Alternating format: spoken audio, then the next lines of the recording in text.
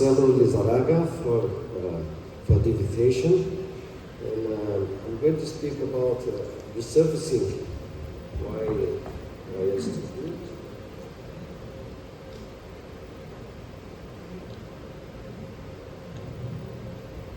Yes, well,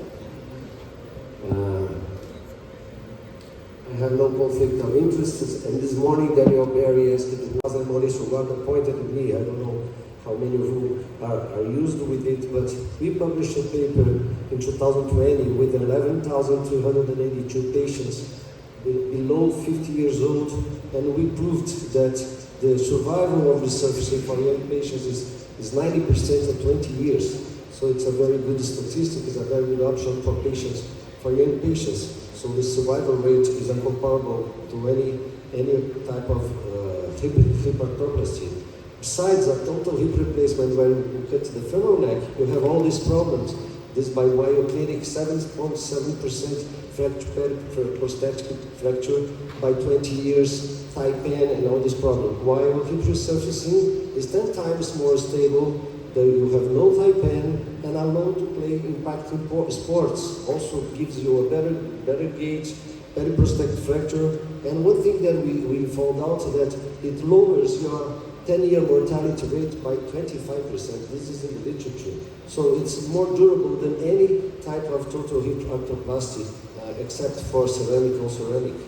And even this paper from Barrick with more than 800 patients, he says that the patients, they say it has a higher incidence of complete absence of any limp, low incidence of perception of limb length discrepancy, so we don't have this problem with hip resurfacing, and a higher percentage of patients who return to their activity, most favorable recreational activities.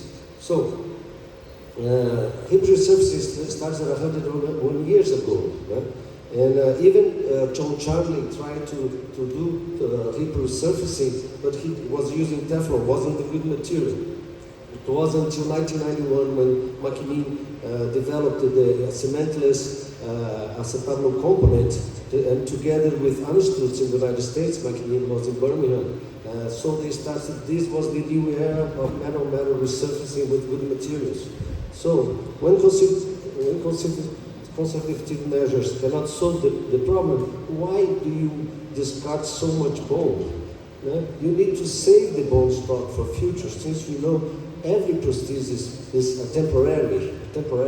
Last year, on September 30th, the International Society for Technology and Arthroplasty, these 4 doctors, they showed their very nice results, even with metal resurfacing. Jim McKenzie showed his initial results with metal and poly resurfacing. Metal poly resurfacing and ceramic on ceramic resurfacing are still in the beginning, so it's probably this year we will have them in the market. And I recommend you, there's so much information, but this lecture, if you put it in YouTube, in Clinical Age, Thomas Gross, you'll be able to see this wonderful lecture from Thomas Gross, who has more than 5,000 resurfacing implanted with excellent results. The problem with the resurfacing is the inclination of the acetabulum. Right? This paper from Amstutz and that paper from Thomas Gross, where you have the relative acetabulum inclination limit. The smaller the femoral component you have, the more horizontal you have to put the cup. And also, this paper from Amstutz says the contact patch to ring distance. When you have the contact patch to ring distance bigger than 10, you do not have to worry with metal wires.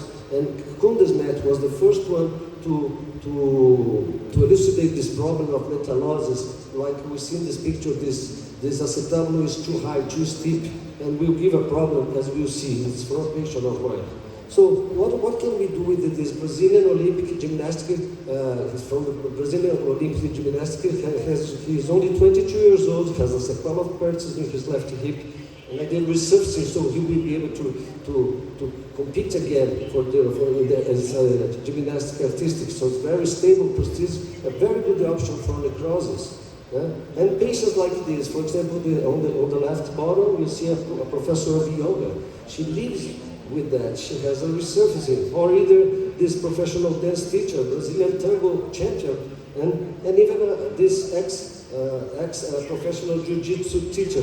So these are patients that demand a lot of movements and movements that can dislocate the prosthesis And so resurfacing is the best option for them. As Barak said, they can return for their recreative activities. So with other prostheses, with a big wave, how can you support no dislocation of prosthesis? So I'm going to show a few cases real quickly. This patient, these are 3 patients that I revised. I started doing Resurfacing in 2003. So we see here a patient with a lupus erythematosus systemic. It was a huge necrosis. The disease continued, but as you can see, the femoral component was shortening because the necrosis was wrong. So the disease was wrong. But even so, even after 16 years, he was okay. Only after 19 years that he started having pain, and the revision was very easy. It was a 40-minute surgery, and I just took off the femoral head and put up the dual mobility. So thinking about the past, the same thing as this. This patient operated 20 years ago. I did a mistake. I put the femoral component too much varus. But even though it lasted for 20 years, only after 20 years, he had a fracture of the femoral neck, and so it was also very easy to revise. So this patient now is 60 years old, and now he has, let's say, his primary prosthesis. And then in this case was a mistake of mine. The acetabulum was too steep. This is a 44 millimeter femoral component. And this is a Prótese disease, 17 years old. This patient was okay, but his metal wires were high when it was 15 years post-op, but he refused to do the revision because he was feeling well. I insisted that the patient doesn't feel pain, what can you do? Then what happened, the acetabulum, we had a loosening of the acetabulum, and even so it was also a very, he had some metallosis. His metal wires are now getting to normal because we have this titanium balls that were around you, so you can see the components are always scratching. But was also an easy revision. He is now 35 years old. Yeah? And so we used to have these beautiful meetings every year, and see the Amistutz talking to Harlan, Amistutz talking with McMee. They were wonderful. So in Japan, the casuistics, you see 72%, Japan and Korea, 72% of the patients have necrosis. So Resurfacing is an excellent option for necrosis. See the results he has. This guy has wonderful results. It's a pity there must be maybe 200 surgeons that do resurfacing in the world, but this is a difficult prosthesis which is worthwhile to do. New solutions are coming, and ceramic on ceramic, metal on poly, but you need to remember to know more about this. I suppose you take a picture of this picture, and you can see all these lectures in the YouTube. Yeah? And try to save the bone, and thank you very much for the conference. Thank you.